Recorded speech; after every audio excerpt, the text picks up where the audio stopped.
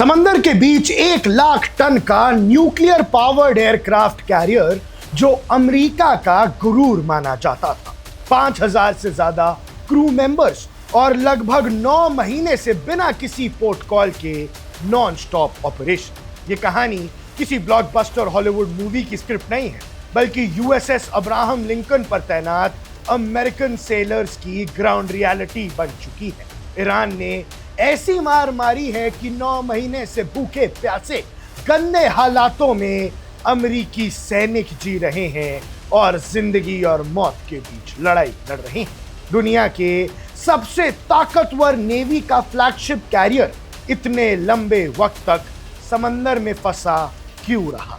जब एक वॉरशिप लगभग 270 दिन तक बिना किसी जमीन को छुए ऑपरेशनल रहती है, तो वहां के सेलर्स की मेंटल हेल्थ, हाइजीन और डेली सर्वाइवल पर इसका क्या असर पड़ता होगा?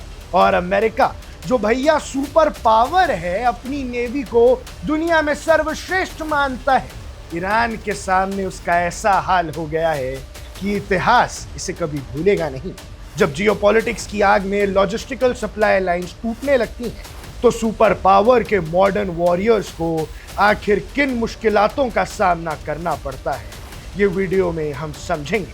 और कैसे मुज्तबा खामिनी के प्लान ने, IRGC ने यूएस को ऐसी मार मारी है कि इतिहास में ये एग्जाम्पल दिया जाएगा कि कैसे दुनिया का सबसे सर्वश्रेष्ठ एयरक्राफ्ट कैरियर भी ईरान के आगे मजबूर हो गया था। आज हम बात करेंगे यूएसएस अब्राहम लिंकन के उस अनदेखे पहलू की, जहां जियोपॉलिटिक्स, वॉर स्ट्रैटेजीज और हाई लेवल मिलिट्री रेटरिक के पीछे दबी हुई है एक आम सेलर की रोजमर्रा की स्ट्रगल। शुरुआत करते हैं जियोपॉलिटिक्स से। एयरक्राफ्ट कैरियर्स को फ्लोटिंग सिटीज कहा जाता है, सुपर पावर डोमिनेंस का सिंबल होता है, लेकिन इन ह्यूज वॉरशिप्स की एक बहुत बड़ी कमजोरी होती है सप्लाई लाइंस। रिपोर्टेड इंफॉर्मेशन के मुताबिक मिडिल ईस्ट में ईरानियन स्ट्राइक्स के बाद बहरीन में यूएस नेवी के सपोर्ट बेस को मैसिव डैमेज पहुंचा।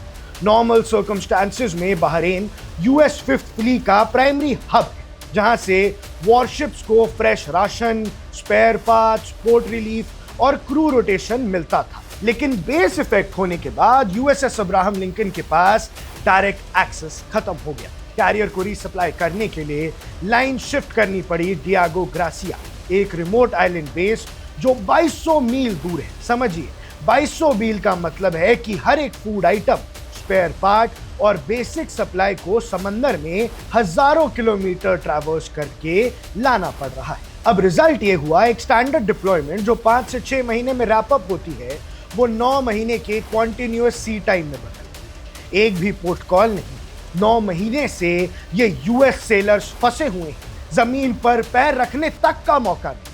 लेकिन अब बात करते हैं उस इंपैक्ट की जो मिलिट्री ब्रीफिंग्स में कभी नहीं दिखाया जाता, वो है क्रू की डेली लाइफ। हालात तब पब्लिक डोमेन में सामने आए जब यूएसएस लिंकन के सेलर्स ने सोशल मीडिया पर शॉर्ट वीडियोस और क्लिप शेयर करना शुरू किया। इन वायरल वीडियोस में कोई हाईटेक जेट लैंडिंग या मिसाइल लॉन्चेस नहीं थे जिसके लिए अमेरिका जाना चाहता है। वहां थे उनकी रोजमर्रा की टॉयलेट्स और खाने की तस्वीर। एक अमेरिकन सेलर ने मेस डेक का खाना दिखाया, जिसमें उसने बीन्स की क्वालिटी को वर्स्ट एवर डिस्क्राइब किया। वीडियो में सेलर ने बताया कि सीजनिंग अलग अलग चीजों को मिक्स करने के बाद भी खाने लायक नहीं बन रही है। अमेरिकी सोल्जर कुछ भी खा रहे हैं, भूखे मर रहे हैं समंदर के बीच। जब डिप्लॉयमेंट महीनों स्ट्रेच होती है, तो फ्रेश वेजिटेबल्स और स्टैंडर्ड न्यूट्रिशन सबसे पहले डिप्लीट होता है। सेलर्स फ्रीज ड्राइड और कैंड रेशंस पर डिपेंड होते हैं, जिसका सीधा असर फिजिकल एनर्जी और मोराल पर पड़ता है।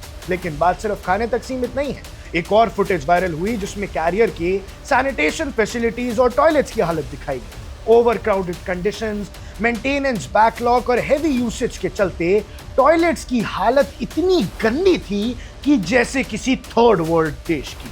सेलर ने फ्रस्ट्रेशन में क्लासिक रिक्रूटमेंट फ्रेज कोट कर दिया, they say join the navy but wait until you see this. ये क्लिप सिर्फ ऑनलाइन व्यूज के लिए नहीं थी, ये एक डीपर ब्रेकडाउन का विजुअल एविडेंस था कि कैसे अमेरिका की सेना भी इस जंग को लड़ते लड़ते इतनी परेशान हो गई है कि यूएस नेवी का ये हाल है। यहाँ पर ह्यूमन साइकोलॉजी और ऑपरेशनल रेडीनेस का सवाल खड़ा होता है। मिलिट्री एक्सपर्ट्स हमेशा कहते हैं कि किसी भी शिप की रियल स्ट्रेंथ उसके वेपन सिस्टम नहीं बल्कि उसके ऑपरेटर्स होते हैं, सैनिक होते हैं, नाविक होते हैं।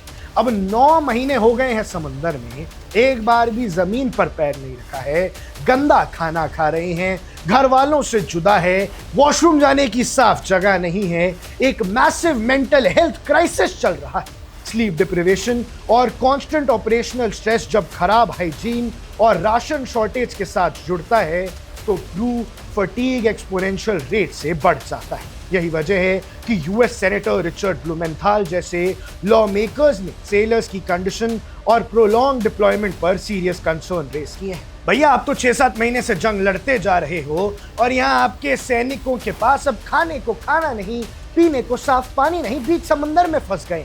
दूसरी तरफ पॉलिटिकल नैरेटिव अलग है। प्रेसिडेंट डोनाल्ड ट्रंप ने इन कंसर्न्स को डिसमिस करते हुए स्टेटमेंट दिया कि कैरियर की पोजीशन जल्द ही मूव होगी और सिचुएशन अंडर कंट्रोल है। पर जब पॉलिटिकल लीडर्स और वॉशिंगटन के कॉरिडोर्स में नैरेटिव कंट्रोल की लड़ाई चलती है, तब समंदर के बीच खड़े 20-22 साल के यंग सेलर्स के लिए ग्राउंड रियलिटी बिल्कुल वैसी ही रहती है। Same low grade food, same broken infrastructure और कॉन्टिन्यूअस अनसर्टेनिटी कि कब IRGC आके मिसाइल लाद दे, कब ईरान। तो आखिर इस पूरे सिनेरियो से हमें क्या समझना चाहिए? यूएस अब्राहम लिंकन की स्टोरी मॉडर्न वॉरफेयर की एक बहुत बड़ी रियलिटी को एक्सपोज करती है। कैसे यूएस इस जंग में ईरान के सामने झुकने पर मजबूर हो गया है, घुटने टेकने पर मजबूर हो गया है। हाईटेक वॉरफेयर सिर्फ मिसाइल्स, रडार सिस्टम्स या स्टेल्थ जैसे जेट्स पर नहीं चलता, वो चलता है सप्लाई चेन्स, लॉजिस्टिक्स और ह्यूमन एंड्योरेंस पर। जब एक सिंपल लॉजिस्टिकल लिंक ब्रेक होता है तो दुनिया के सबसे एडवांस्ड एयरक्राफ्ट कैरियर पर भी सर्वाइवल की लड़ाई शुरू हो जाती है। ये सिचुएशन एक रिमाइंडर है कि वॉर रूम्स में स्ट्रैटेजी बनाना आसान है, डिप्लॉयमेंट ऑर्डर साइन करना आसान है, लेकिन जब उन ऑर्डर्स को समुद्र में महीनों तक एग्जीक्यूट करना पड़ता है तो उसकी रियल ह्यूमन कॉस्ट मिस्टेक्स और क्रैम्प्ड बोथिंग स्पेसेस में पाई जाती है। यूएसएस अब्राहम लिंकन जल्द पोर्ट पहुंचेगा या नहीं, ये तो आने वाला वक्त बताएगा, लेकिन इन सेलर्स की वायरल वीडियोस ने सुपर पावर मिलिट्री लॉजिस्टिक्स के पर्दे के पीछे के वो सच दुनिया के सामने लाकर रख दिया है जिसे अक्सर हेडलाइंस में जगह नहीं मिलती। और अमेरिका चाहे कितना भी छुपा ले, ईरान ने ऐसी मार दी है कि इतिहास याद रखेगा। आपका इस पूरे मुद्दे पर क्या नजरिया है? क्या स्ट्रैटेजिक डोमिनेंस के नाम पर ह्यूमन वेलफेयर को कॉम्प्रोमाइज करना मॉडर्न मिलिट्रीज की मजबूरी बन चुकी है? अपनी राय हमें कमेंट सेक्शन में जरूर बताइएगा। अब देख रहे हैं वन इंडिया, मैं हूं आकुश Kaushik. Subscribe to One India and never miss an update. Download the One India app now.